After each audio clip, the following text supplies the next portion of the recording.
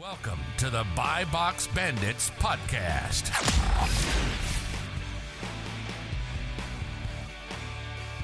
What's up, everyone? Welcome back to the Buy Box Bandits podcast, brought to you by All Out Amazon and Flips for Miles.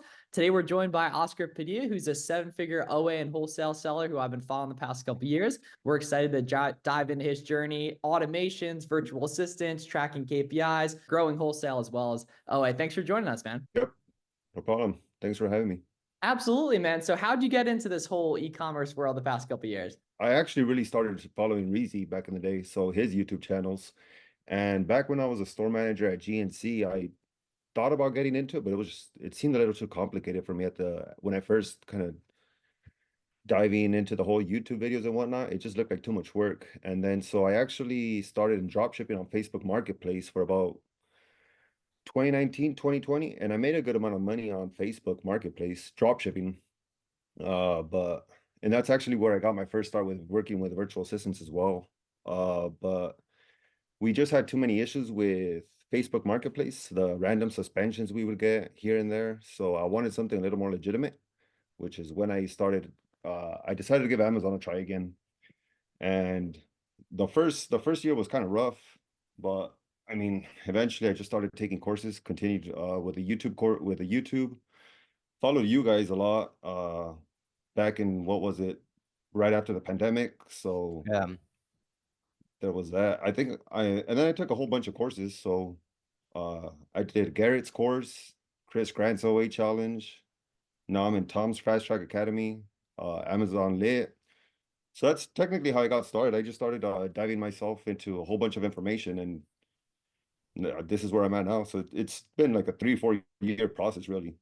Yeah, and it's interesting, right? Because you were probably watching those videos back in the day and thinking like, damn, man, I'm going to have to go all these stores forever, right? I'm going to have to be scanning stuff forever, right? And that's the mindset I think a lot of people, take it with this when they're first getting into it initially. But luckily now your setup's a whole lot different, right? So can you talk about what your current Amazon business looks like, the wholesale and OA split, and just kind of where your time's going these days?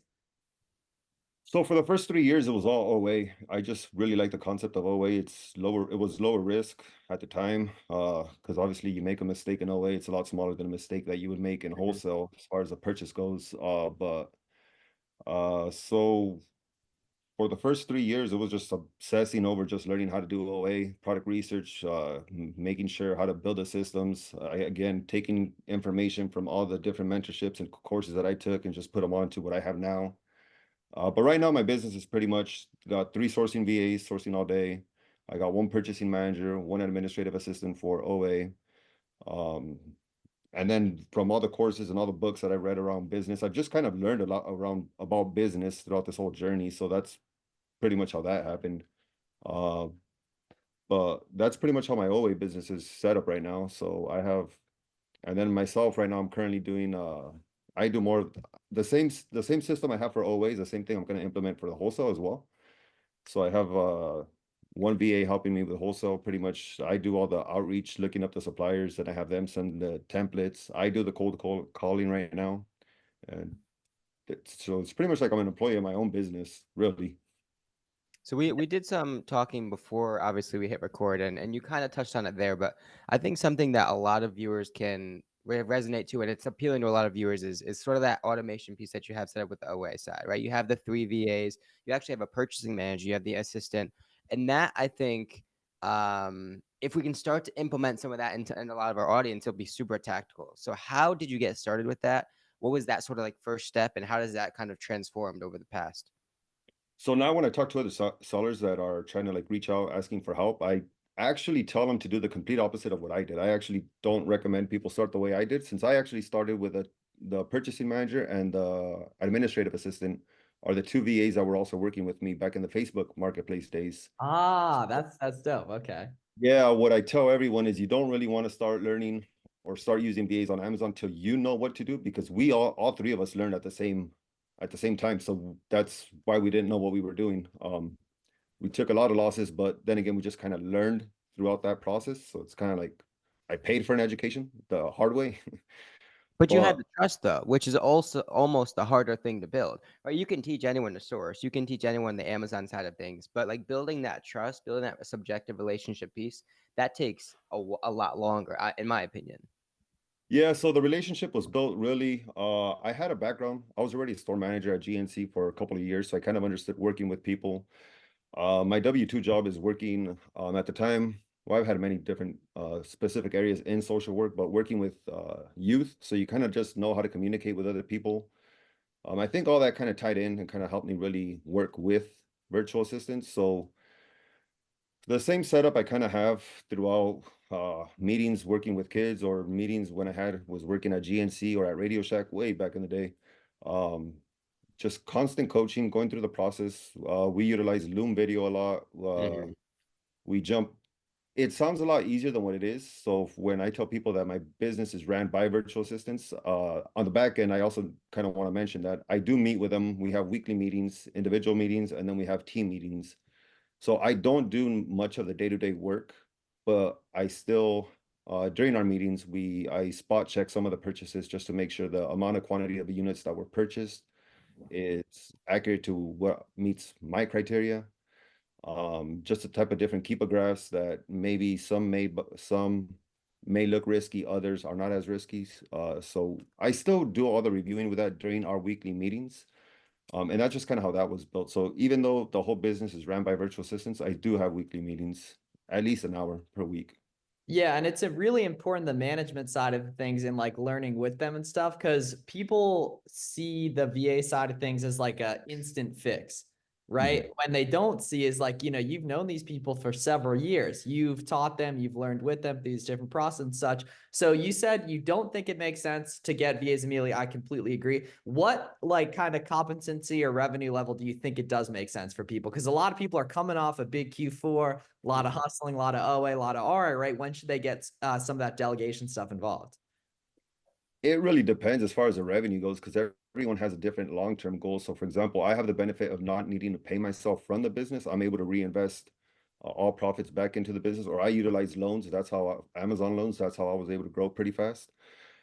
So, I mean, if they don't mind just reinvesting, think of a VA being able to reinvest back into the business, but anything less than 40, 50-ish, you probably don't need the extra help. I mean, as far as purchasing, you probably don't need the help till after the 100,000s, in my opinion. I mean, if you're doing this full time, if you're like me that still works the W-2 and I'm actually still in school, so I had to learn how to utilize virtual assistants just to grow my business, but I was perfectly fine just investing everything back into the business so it could eventually run by itself.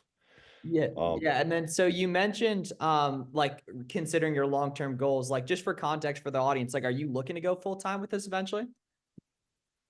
I am all over the place as far as this entrepreneurship goes. So the same system that I've learned with Amazon, I'm now actually implementing it to investing in real estate out of state. So I've actually started. So I actually have a virtual assistant helping me find properties out of state. So I'm actually in the middle of a rehab out in Akron, Ohio right now. So I just want to get everything I have from Amazon, put it into rental properties. I've started funding S&P accounts. So I don't really know what I'm going to do long term, but what I do want to do long term is build a more legitimate business-like environment for the wholesale portion of the business. So out here in California, I want to do the whole leasing a warehouse and that whole works, be able to get jobs for, I don't know, some of the younger population out here. That'll be cool. I just feel that fits into my skill set as far as just putting people in the right place. Um, so that's actually what I want to do a little more long term. The OA part of the business, as long as that continues to be profitable by the virtual assistants, I'm going to continue and keep that. But the wholesale is actually something I want to do more direct, build brand direct relationships, do some of that private label wholesale bundling. I feel like that's really profitable, or has been. I've been really looking into that specific niche right now. And so let's talk about the sort of the transition from OA to wholesale. Obviously, you're kind of going through it. You're going through the processes. What did the first couple steps look like, and what is kind of like your strategy moving forward, apart from the bundles and that sort of stuff? Well, when I first decided to move from OA to wholesale, it was a mess. Uh, In what capacity? Yeah, in what capacity? I mean, I didn't really know what I was doing. You hear all this information on the reels on Instagram. Some of it's by people that not really doing it. I mean, they know how to market it, but so I was just getting too much different information. I think when I first finally got some understanding of how to reach out to distributors was actually you and your brother's course, Garrett. So and then after that, I just wanted another. I continued to invest in education, so then I joined Amazon Lit's mastermind, and then from there, even with those masterminds, I'm going to be pretty honest, I was not putting in the effort that I needed to be put in to be successful in wholesale, because it's a different ball game. OA, I mean, all you're really doing is comparing one price to another price and seeing if it's profitable or not. Wholesale, I mean, I just tried it the lazy way, and I realized that I can't just have the VA doing the outreach, sending the email templates, because now that I think about it, I mean, if I were on the sales rep and I just get the same sounding emails all day, I'm probably not going to pick it up. So now what I actually do is I have my VA actually sends me a list of all the distributors that I personally need to call. So it's a lot more effort. So, I mean, yeah, I mean, at the end of the day, you just really got to know it's not that difficult of a process, but it is going to be a lot more of that uncomfortable situations that people don't really like to do. So, but now I do it about at least try to do 10 calls per day. So now I'm pretty used to it. I don't really mind picking up the phone. Yeah, of course, man, right? And you see what you get out of it too, right? And now that you're several months in, your output per unit of effort of time is so much higher than it was when you were getting into it, but you put in that initial effort to build up that skill and such, too. And then I assume you probably delegated prep as well. So it's funny because I think I've heard in the YouTubes that you guys gave you at 1.2 years ago or something were saying that you should probably do a first couple shipments before you delegate it. And then I think Garrett was saying start off with a prep since Oh, it's that was a good argument, man. Yeah. He did Amazon seller debate. Yes, I remember So that. I remember that. before that, I was actually 100% on Garrett's side. I delegated everything. I actually hit 100,000 in sales before I even prepped anything. But Damn, then, that's impressive, man. That's amazing. That's awesome. but then came the hassle of the Q4 came around, and I would notice that the prep getting shipments checked in was just taking too long. So I wanted to do it myself so I could send from, I think I had a prep center in Montana, Delaware, and then I wanted to ship from California as well. So all the lower level, all the lower inventory with lower buy costs that the sales tax would have been the same as a prep fee anyway. I decided to send that to myself, but I didn't know how to make a shipment. It was hard. I was lost. I was like, We all on remember our first YouTube. shipments. Oh It's my not God. fun. Yeah, I remember this. Yes. So there were actually a couple people that I would reach out to. I would be sending pictures. Is this where the sticker goes? Like, how do, like, does it need to be polybagged, or like, I was lost. But now actually it's why I'm doing, so now I do about 99% of my OA inventory still goes to Prep Center. I don't really like prepping OA inventory because it's just too much different stuff, but I wanted to learn how to do it. So, and now that I sent some of the kind of like from the retailers that only let you order about 3 and whatnot, I let my VA ship all that to my house as long as she makes a spreadsheet and lets me know what's coming and whatnot. So I do about 1% of the OA prep for wholesale. Wholesale, since I'm heavy into the grocery category, just the expiration date kind of scares me because I had an incident where some of that went to a prep center where they were about to ship it out, but the expiration date was within 3 months from the data well, it didn't meet the criteria that Amazon requires. And I just, moving forward, I don't really want to risk that. But even then, just going back to how I want to eventually lease a warehouse out here. So I want to ship currently all the wholesale inventory is coming to my house. I want to learn and master that process first, and then I want to delegate it. So I want to create my own system and then just to see how I'm going to be able to do it that way. Also, because I'll probably be saving a whole lot in prep fees. I spend about a little less than $10,000 on OA prep alone. So wholesale, I go heavy into that. I mean, that's I could pay someone hourly and it still wouldn't be that much. Yeah, so I really like the way you think about like delegation and like team management, especially in an OA context. I feel like that's a little bit of ahead of its time for what people are going to do, just with the growth like the OA industry in the next couple of years. What does it look like in terms of managing the team? Like, what platform do you use? I know you mentioned you use Loom for a lot of the recording videos, and then what's like the communication cadence as well. And then I'm also curious on the purchasing, actually having someone purchase for you, what the system with that looks like. On Skype, I have a group chat between the sourcing VAs, and then I have a whole team group chat for the OA business, including the purchasing manager, administrative, for when important information needs to go through that everyone needs to be aware about. So that's what we do. And then something about the Loom video, I picked this up in Tom's Academy. All purchases are recorded on the Loom video, just in case. So we actually do something where we want to learn in case something doesn't pan out the way we or the projected profit was. So then we actually want to go back to that keep a graph and just go back to what we saw or what we missed, or even going back. Now I even took it a step further. So now, one day out of the week, one lead per day from the sourcing BA, it has to be recorded. So the whole process, manually sourced, when you went to Google, how many pages you had to scroll through. So the whole process is documented. So when something does tank, I want to be able to go back to that lead and see, was it the retailer that it was just like you hit Google and it was the first one that popped up, or was it just an easy one to find, or was a coupon just right there, right in front of everyone's face? Like what could we have done to kind of mitigate the chance of it at tanking so badly? So everything's documented. Everything's in their own specific folders as far as OA goes. And for OA, it's pretty simple. We just use we have Google Sheets and Skype.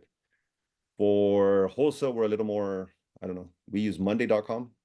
And again, I have zero experience with software and Excel. I'm like the worst when it comes to computers. So I actually had a VA that had experience with Monday.com. So she's actually the one that suggested it to me. So I mean, that's how I ended up using that. So she actually does everything. She just sends me all the information that I need. She's pretty on top of it. So I was just pretty lucky in that way. That is huge, though. You made a good point in terms of like, and this is something that most new sellers should be doing through the first couple of months is documenting every purchase, right? Have a Google Sheet, take a screenshot of what that keeper graph looked like at that time, take some notes in terms of what you were thinking. And so fast forward 2-3 weeks, 2-3 months, whatever the case may be, when that actual market comes to fruition, well, now you have 2 data points to compare. What does it look like now? What did it look like then? What were my thoughts then? What am I thinking now? And how it compared to ultimately what it actually happened. And you can use that to start iterating how you're sourcing, how you're looking at products pretty quickly. And that's going to streamline your success so much. And I think that was probably the case with you as well. And Yeah. that's what we're doing now, similar to on the wholesale. We're constantly updating our standard operating procedures, just to quickly go through the catalog, since we manually source all price lists, catalogs, whatever you want to call them. Just trying to find ways to make it even a more efficient process so we can automatically eliminate what doesn't meet our criteria. So that's what we're working on now. But it's all just simple software: Google Docs, Google Sheets, Skype, Loom Video, and Monday. Yeah, because a big issue a lot of people have with just thinking of VAs is like, okay, how do I make sure they're not sending the leads to the same people, right? Or to a bunch of different people. And the one part is be a good human being and they'll reciprocate the energy if they trust you and they see a growth opportunity, right? But some of that hardcore documentation, like you said, in terms like, I believe you said they record every purchase. The purchasing manager records and analyzes every single purchase. Yeah, so like literally like screen records the whole, so you can verify that they're doing it and that if there's any duplicate charges and such. Mm-hmm. Ah, right. And the cool thing is Loom's $10 a month. So they boom, instantly we just solved that forever. Yeah, in terms of for anyone looking to delegate that. What do you think should be sourcing, admin, or purchasing delegated first? I would probably do admin. I would do purchasing and I could do sourcing. I can't be chasing invoices and that type of stuff. I can't. I hate administrative tasks. So that's something I would delegate. All the account house stuff, we use sellers investigators for that. So, but all the like the basic low level admin tasks, yeah, I'm not doing that. I would delegate that. But I mean, starting off, you could probably delegate that to someone sourcing and fetching invoices, just reaching out to all the retailers and whatnot. Hey, I need the invoice, yada yada yada. Collaborating with a prep center. Hey, this needs to be returned, came damaged or wrong item or whatever. So that's something I just don't like. That's the only part of the business I don't like. The sourcing, I still kind of get a little thrill out of it every now and then when you find something. Purchasing, it's not my favorite thing to do, but I mean, it's what makes the money. So, and then you said something about people worried about VA sharing leads and whatnot. What I found that really helped in that area is we measure productivity based on actual profit, not projected profit, and also they're incentivized. So I pay pretty well on incentives, but on actual profits. So some of the VAs, now that we've been working together, they're pretty competitive as far as what the actual profit. They even tell me, hey, what was the repricer set at, or why was it sold so low, or like. So they actually every That's funny. That's awesome. every Monday they actually go through my inventory lab. Now we use Seller Board. We're trying it out, and they actually see they give me a spreadsheet of all the sales that they had, all the returns that they had, the actual profit they had per week, average ROI, average sell price, how many units were sold. So we keep track of all of that. So it's pretty up to date information. I want them to be aware. I want them to fully understand what what they're bringing in for the business and where they're sourcing from and all that good stuff. So I'm just trying to build a pretty knowledgeable team, really. Yeah, because if they know what's being effective, they know what they can do so they can make more money too, right? Meanwhile, if they're not hearing from you super often, if you're not getting on Zoom, you're not reviewing their purchase, you're not showing them how they're actually making you money, and probably tied in with that, how they can make more as a result of helping you get what you want, right? They're going to be a lot less incentivized. They might be looking for a second job, right? Where they might share. And that's how, you know, you guys hear those listening, like some of these stories on Twitter of how two people have the same BA, they don't even know it, right? And such, and it's, you know, pretty good banter. So one thing that I'm curious about is, so in just industry wide, there's a major connotation around like courses and education, but you seem like someone who's gotten a lot of benefit from that type of stuff. So what would you tell someone who like automatically just their brain is fried? They think all courses are scams and stuff like that. Cause you're someone who seems to have had a really good positive experience with some of that stuff. Some of you just got to do your due diligence. You just got to go through the seller's profile, scroll through when they started selling. I mean, obviously, I wouldn't buy a course or coaching from someone that's been doing it for about a year or two. I mean, and a year or two is really nothing in Amazon. You got to go with someone that's been doing this since like either before pandemic or through pandemic, almost 4 or 5 years worth of history, but also see like, I don't know. I do a lot of digging about the person before I buy a course. Also, I'm not really, I mean, spending 500, $1,000 on a course is not really big to me. I mean, the mindset that I have is, or that I tell others, like, you want to build a business where you're making $5,000, $10,000 a month, but you're not willing to pay $1,500 for someone One time, yeah. to one nugget. Like the thought process really is not clicking for me. So at the end of the day, I mean, it's just kind of like, with all the information out there, usually the way I feel comfortable buying courses or joining Discord groups, paid Discord groups, is what is that person doing on YouTube? What is the content like he's giving out there for free? I mean, you guys give a bunch of free content. Usually when people ask me, where could I get started? I usually refer them, your guys' YouTube channels. I do Chris Grant's, Amazon Lit, Fast Track Academy. I tell them, you could learn pretty much off of all their information for free. Now, if you want something a little more specific, a little something more handheld, then there's a price tag to that. But I mean, just check out the information that they have out there for free. And if that's kind of makes sense, if you could build a business off of that, then just imagine what the face-to-face interaction might, or coaching might be. Yeah, and I think part of it's the tough part with that is that people typically, when they want to get into this, they come from like a salaried type of position or like an hourly type position where they denominate the cost of buying education as like, damn, man, might have to go work for a week to get that type of money. Meanwhile, us having been at it for a while, we can print our own money technically, right? If you want more money, you got to buy more good products, right? As long as it's backs up based on sales history, etc. But we also took the risk initially to go ahead and build that skill too, right? So just like a necessary mindset shift you have to go through to realize that money's abundant. It's out there. You can go and get it if you want it, right? Someone else making money does not affect you making money. In fact, if you're getting around people that are working hard every day, you're probably going to work harder. If you're providing value to them, they're probably going to provide value back to you. And it's a very, nice, like synonymous thing in that, like us doing this podcast, like if we help out people, there's a good chance they'll support us, right? It's just a way of injecting goodwill into the marketplace and such. So one thing you hadn't mentioned, so you've done an incredible job, obviously, like building out your own team and such. Do you have other Amazon sellers and stuff that you're like networking with and masterminding with? Or is it predominantly just like your in-house squad? That's one area that I just wasn't too good in, the whole networking. I know you guys preach it all the time, but I'm just really bad at getting back and But forth. it worked regardless, man. You watched it for 3 years and it works regardless, And you actually, the irony is that you're saying you're bad at it. Meanwhile, you have substantially more social media presence and activity than most people that do Amazon. Well, so I recently started over this last year. I think a lot of it was like, kind of like that self-doubt that you have, like, am I legitimate enough to be posting nowadays? And now actually I see kind of where I'm at. So now I'm like, I don't really care. Maybe it'll help out someone or motivate someone. But as far as the networking that really helped me is I just didn't mind paying for those groups. So that's just how I'm going to do it. If I want to meet sellers that are pretty committed to this type of stuff, I'll go ahead and just pay for those memberships. I think right now I'm still involved in 2 masterminds. And I'm about to join a third one just to see kind of like what other bigger sellers are doing and what their thought process is like. So I don't really mind paying just to be around. Now that I understand, like, you got to pay to be around certain type of people with different mindset. So that's just like be able to pick up one nugget from them. I mean, that'll kind of, the ROI on that's going to be a lot more than just messaging back and forth on Instagram, in my opinion, at least.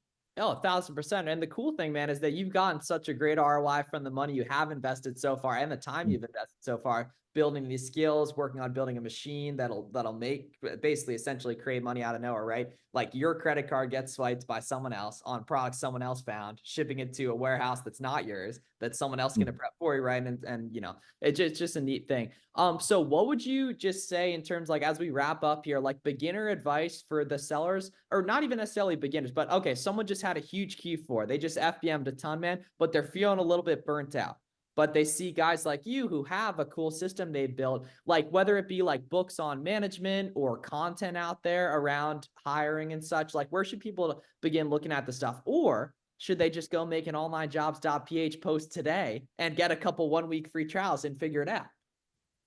No, I definitely wouldn't do the onlinejobs.ph. I mean, that is where I've hired I've had a couple of assistants from there, but obviously just follow someone that's doing something in that space of virtual assistants if you want to delegate that information. But there's also good books out there, The Economy of Leadership, Measure What Matters, that really helped me understand kind of like why measuring KPIs is important, that type of stuff. But also I think kind of like another one that has a bunch of free content on YouTube out there is Tom. He has a whole playlist of how to communicate with VAs during interview process. So it's a lot more than just putting a job application and hiring someone. It's kind of understanding why they want to work, or maybe I just had some of experience when I was hiring kids at GNC as well, so that just came natural to me. But I think the most simplest thing, if I had to sum it up, is pick one thing you want to delegate, learn that really well, write out exactly what you want, and obviously delegate that first task first. But even though you're no longer going to be doing it, if it's going to be the first virtual assistant you work with, on your Google Calendar, make 3 different appointments of when you guys are going to meet per week. One Monday, provide the instruction. Tuesday, follow up, see how they did. Wednesday, do the coaching call with them. Ask, why did you do it this way? Could you have done another way? Explain me the thought process, and then just work your way that way. And then you could eventually delegate the whole business. But doing it slow, I think that's just compartmentalizing those different tasks and then figuring out what needs to happen for someone to get that done that isn't you, essentially, and such. Cool. Okay, so you said you hadn't been doing social media much. I was looking at your page. Yeah, you do pretty good. Better than the vast majority. Obviously, you can be better. And such, where can people, follow up with you, man, if they're interested in learning more about what you got going on, or if they got any questions? So I'm pretty much just going to stay focused on Instagram and the IG handle, user tag, whatever it's called. It's just OF Padilla. I have a Twitter, but I'm not too active on. I barely know how to use that, so just stick to IG for now. Okay, I use Instagram guy. I feel people typically delineate, one way and such. Cool. So really appreciate you coming on, man. Appreciate all that game on delegation and such, and excited to see how that stuff grows. And appreciate everyone listening.